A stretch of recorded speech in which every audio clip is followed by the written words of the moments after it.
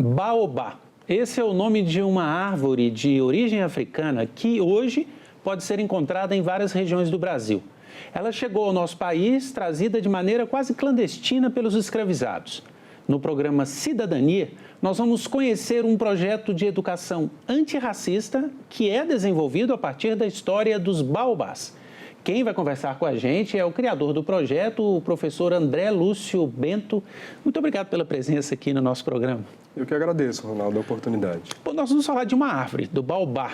É uma árvore que eu particularmente conhecia, gosto muito, mas pode ser que aquelas pessoas que estão nos assistindo já tenham visto na rua e não se lembrem. Então, enquanto a gente conversa aqui no começo da nossa entrevista, vamos mostrar umas imagens aí dos baobás. Esses baobás que nós vamos mostrar, eles estão aqui nas ruas de Brasília.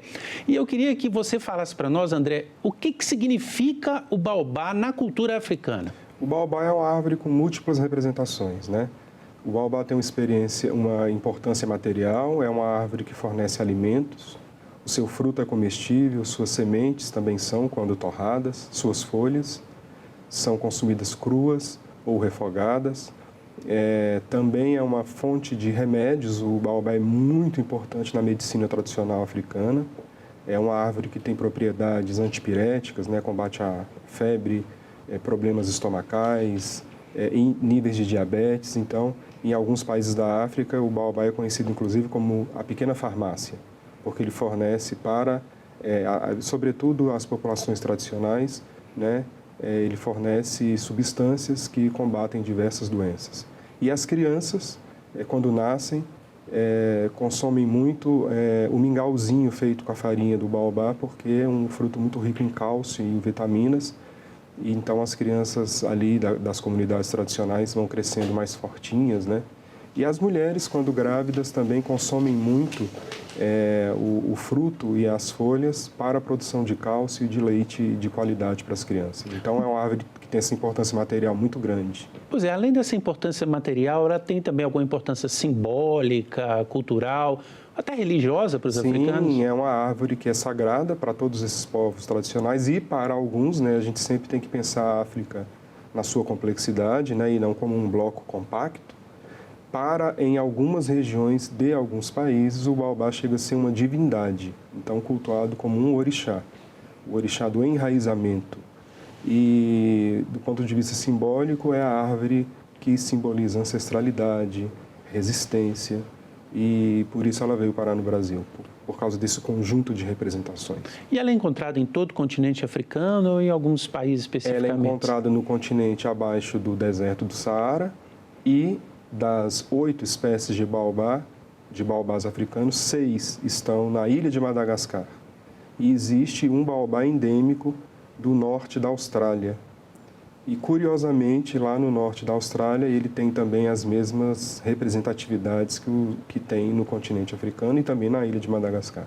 André, os baobás vieram para o Brasil com os escravizados? Como que foi isso? Como é que eles trouxeram para o Brasil os baobás? Os baobás vêm para o Brasil na forma de sementes. As sementes são pequenininhas, né? Tamanho de um amendoim, de um feijão. Eu acho que você tem sementes aí, né? Eu trouxe as sementes. Vamos sementes mostrar pequenininhas. Nós, Apesar de a árvore ser uma árvore colossal, gigantesca, né? As sementes são pequenininhas, ó. São, como eu disse, consumidas torradas, como a gente faz com amendoim. Essas sementes vieram nos navios escravagistas, de forma escondida, porque eles não podiam trazer nada, né? Há uma possibilidade, inclusive, de as sementes terem vindo nas tranças escondidas nos cabelos, nos penteados, né? E aí, quando as sementinhas chegam ao Brasil, sobretudo inicialmente ali por Pernambuco, por causa dos engenhos de cana, onde se inicia a mão de obra escravista no Brasil, né? Então, eles são plantados ali naquelas fazendas, por isso hoje Pernambuco é o território com a maior concentração de baobás fora da África. E o Recife é conhecido como a capital dos baobás, né? Então, os baobás centenários, os maiores, os mais velhos baobás brasileiros estão em Pernambuco, Rio Grande do Norte. Ali aqueles que foram plantados ali no início do processo de escravização, né? Foram plantados pelos escravizados que estavam nas fazendas, então plantaram, tiveram tempo de cuidar, de dar os primeiros cuidados da árvore, né? Nos seus primeiros anos de vida. Por quê? O que você imagina que os escravizados pensaram quando decidiram trazer as sementes de baobá para o Brasil? A gente tem que pensar que aqueles navios trouxeram pessoas comuns do dia a dia, os navios trouxeram sacerdotes, trouxeram artistas, trouxeram as pessoas, né, de diversos pontos da África. E aí os baobás vêm como parte desse simbolismo da importância que ele guarda para aquelas pessoas.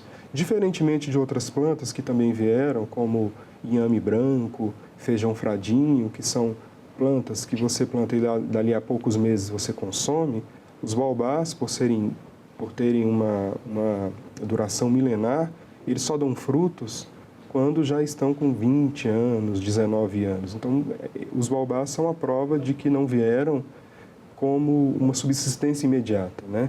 Vieram por sua carga simbólica, sua carga histórica. As pessoas trouxeram, como trouxeram outras coisas, amuletos, joias, outros objetos que são importantes simbolicamente, os baobás vieram, eu faço essa defesa, nesse conjunto mais representativo e simbólico do que de um consumo imediato. Entendi. Hoje no Brasil, nós temos baobás em todo o país. Mas esses baobás, por exemplo, as imagens que nós mostramos de baobás mais jovens em Brasília, eles não foram plantados pelos escravizados naquele momento, né? Você disse que os baobás centenários estão, sobretudo, no Nordeste. Por que se espalhou depois? Quer dizer, hoje as pessoas gostam de plantar baobás? O que eles representam hoje até para os brasileiros? Eu acho que, inicialmente, os mais antigos, os baobás centenários, foram plantados por essa importância que eu te resumi aqui, né? E depois as pessoas foram plantando por diversos motivos, inclusive porque acham a árvore bonita, porque é a árvore que aparece no Rei Leão, é a árvorezinha onde mora aquele macaquinho que tira o leãozinho, levanta na pedra, é a árvore que aparece muito no desenho Madagascar, no livro do Pequeno Príncipe.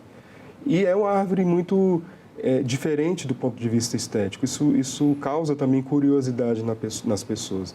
Então, hoje, por exemplo, a gente já não recupera mais sobre os baobás mais jovens quais foram os motivos do plantio, né? Os de Brasília, por serem mais novos, né? O mais antigo que eu cataloguei aqui tem 29 anos, né? Esses, muitos foram plantados por curiosos também, mas outros também plantados por motivos religiosos, estão em terreiros, em vários espaços sagrados, né? Mas eu já conversei com pessoas que plantaram porque gostam da árvore e acham a árvore bonita, só por isso. Às vezes nem tem a ideia desse conjunto representativo que eu resumi para você. André, vamos falar então do trabalho e do projeto antirracista. Como é que é esse projeto, como é que é essa ideia de fazer uma educação antirracista a partir dos baobás? Na prática, como isso se dá?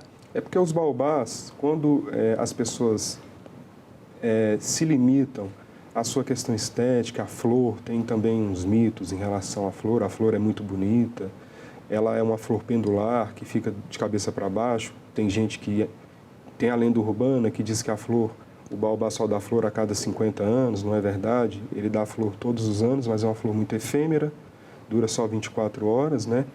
Então, quando a conversa é só em relação a esses aspectos da curiosidade, tudo bem. Mas quando as pessoas descobrem que existe uma associação religiosa aos baobás, aí a árvore sofre, inclusive, é vítima do racismo religioso. Um dos baobás mais antigos de Brasília, ele está lá em Taguatinga, na Avenida Sandu, já foi cortado 3 vezes, queimado com óleo de carro, quando as pessoas, pichado, com palavras que remetem às religiões de matriz africana, justamente porque se descobriu a relação dos baobás com a religiosidade daquelas pessoas. Então, os baobás também são vítimas do racismo religioso. E aí eu entro com essa associação para mostrar para estudantes, tanto crianças da educação básica quanto estudantes universitários que têm ido comigo visitar os baobás, né? Então, eu faço essa associação com a questão do racismo a partir desse enfrentamento religioso, né, que os baobás sofrem. Por exemplo, um baobá da UNB, da Universidade de Brasília, também já foi cortado, decepado, e não existe mais, foi retirado mesmo, extraído, por questões religiosas. Incrível. Né? Então, pelo que você está falando, isso é mais comum do que a gente imagina. Muito comum. Da mesma forma que os terreiros são destruídos, né, os espaços das religiões africanas, da mesma forma que esses espaços sofrem depredações, né, violência, os baobás também. No Rio de Janeiro, o caso mais famoso no Brasil é do baobá na ilha de Paquetá, chamado João Gordo, que foi cortado, jogado ao mar. Depois de uns dias, o mar trouxe o tronco, né, mas a base que ficou surge de novo, brota de novo, e ele está lá bonito, forte. Mas esse baobá é o caso mais famoso no Brasil de corte e de danos causados por razões religiosas. Ou seja, você faz, então, quase que uma metáfora entre o baobá e o escravizado que veio para cá. Exatamente. O mesmo sofrimento, a mesma subjugação, né, a mesma humilhação que aquelas pessoas sofreram por quase 400 anos no Brasil, né? O período escravocrata no Brasil durou 388 anos. O período oficial, digamos, institucional, né? A Lei Áurea não pôs fim totalmente à escravização no Brasil, mas oficialmente foram 388 anos. E tudo que aquele povo trouxe, tudo que é importante para aquele povo também sofreu preconceito. O samba, a capoeira, os baobás. Qual é a receptividade das crianças, adolescentes e jovens que participam desse trabalho? Você acha que essa forma lúdica, nem diria lúdica, mas essa forma mais interessante de discutir o racismo, ela desperta a atenção desse público? Desperta a atenção, tem desdobramentos, as crianças adoram. As crianças primeiro partem das questões mais curiosas da árvore, o fato de que o baobá armazena água na falsa cavidade que tem no seu tronco, né? Já há registros de baobás grandes, os mais milenares, que armazenaram 120 mil litros de água, né? Tem vídeos na internet que mostram como que eles coletam a água de dentro dos baobás, né? Sobem no tronco, abrem uma janelinha e jogam o balde e pegam água potável, água que serve para beber. É aí que fica a água? Não, a água fica no tronco. Aqui é o fruto, no tronco. Né? Esse é o fruto, né? Aqui é o fruto. A água fica armazenada na falsa cavidade que existe no tronco. Entendi. Né? Então, as crianças primeiro se prendem a essas curiosidades. A espessura do tronco, o fato de ter água lá dentro, a flor que é muito bonita.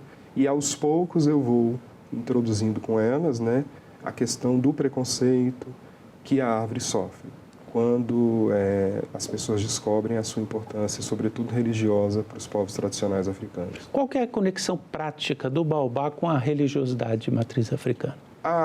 Aí são várias, né? São várias as manifestações religiosas, né? Como eu te disse, para algumas religiões, sobretudo na Nigéria, o baobá é um orixá, o orixá Oxê, o orixá do enraizamento. Inclusive, alguns religiosos aqui do Brasil tiveram iniciação religiosa lá.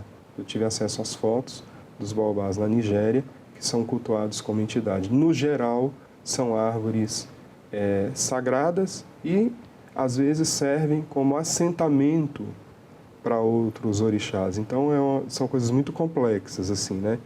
Mas o fato mais importante é que é uma árvore sagrada para aquelas pessoas, né? Você acha que o componente religioso hoje, no Brasil, no contexto atual, ele é um dos elementos que mais suscita o preconceito contra a população negra? Sem sombra de dúvida, né? As religiões que podiam ser uma força para a superação das diferenças, as religiões que poderiam trazer uma mensagem de empatia, de união, independentemente dos respectivos credos, as religiões têm sido mote, têm sido força para a propagação do preconceito religioso, né? As pessoas não conseguem entender que existem outras religiões, né, igualmente importantes e que se fundam em mensagens que são mensagens para quem pratica, mensagens de amor, né? E aí não, as pessoas não têm conseguido ir além das suas religiões e respeitarem a religião dos outros, né? Então, hoje no Brasil, a religião é um elemento que se junta a outros para a propagação do preconceito, do ódio, do discurso de não aceitação, de falta de empatia, sem sombra de dúvida. Tudo que você está contando para a gente aqui mostra que o baobá ajuda a conectar com a ancestralidade africana, inclusive aquela população que veio escravizada para cá.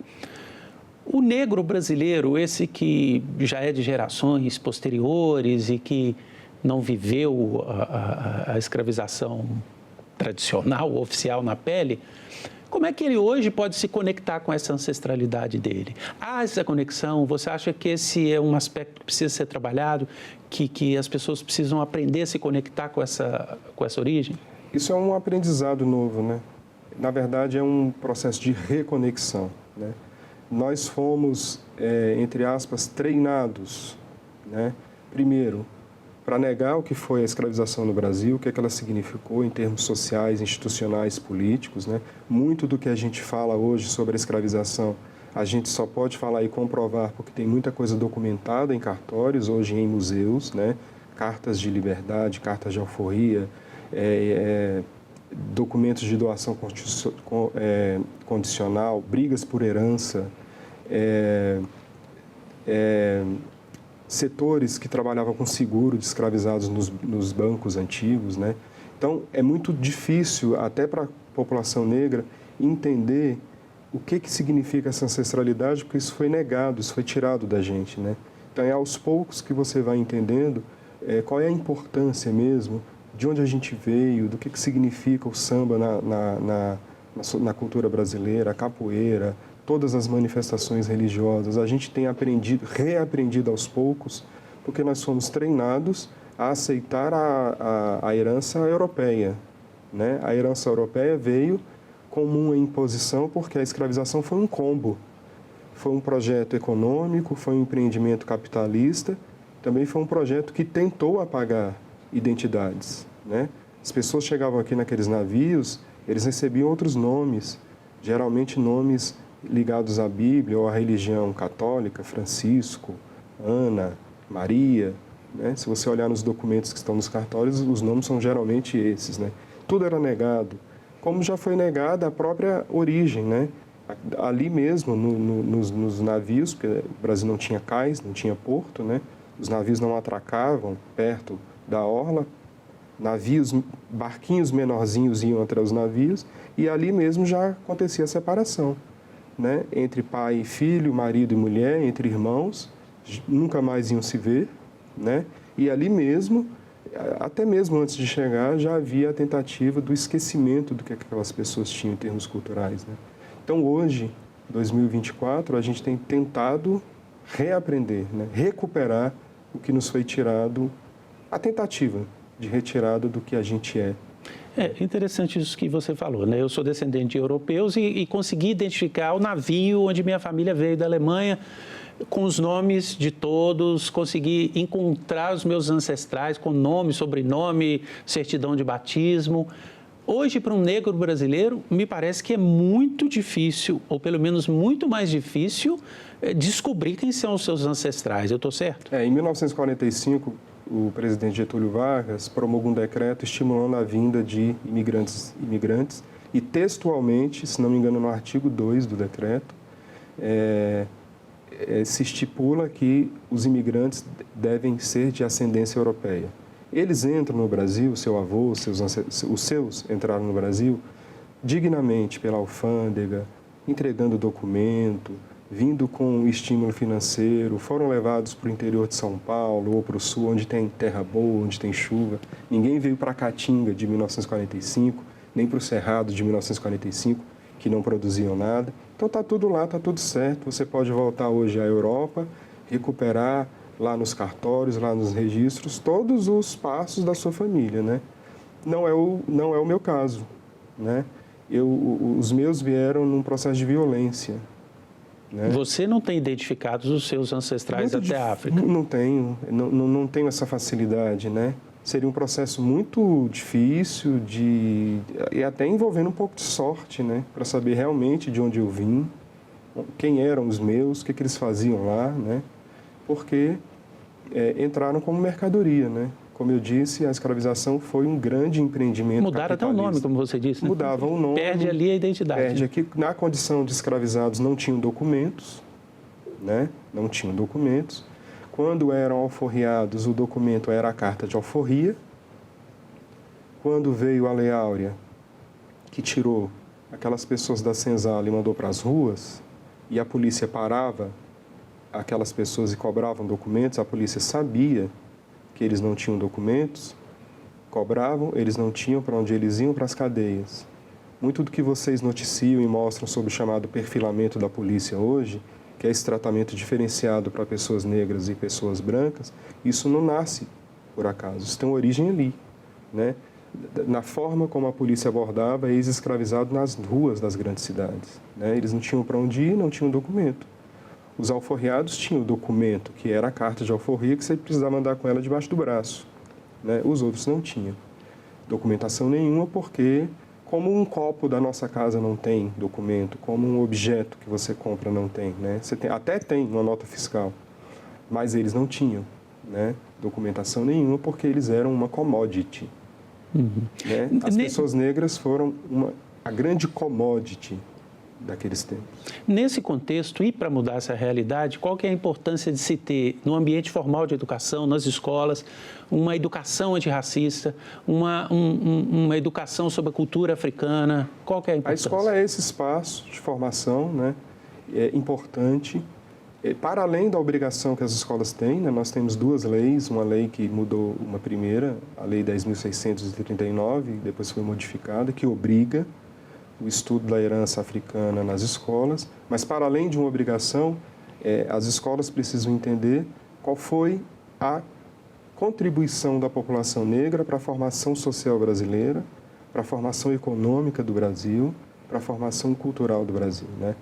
Não é uma obrigação de mostrar, de dissecar e de abrir os porões da escravização, não é isso. É para além disso, né? A escravização não resume o que foi a contribuição da população negra no Brasil. Embora a gente tenha tido quase 400 anos, ali tivemos também revoltas, né? Rebeliões, tentativas de mudar aquela situação. Então, eu acho que a escola hoje tem esse papel de reposicionar a contribuição da população negra para a nossa sociedade como um todo.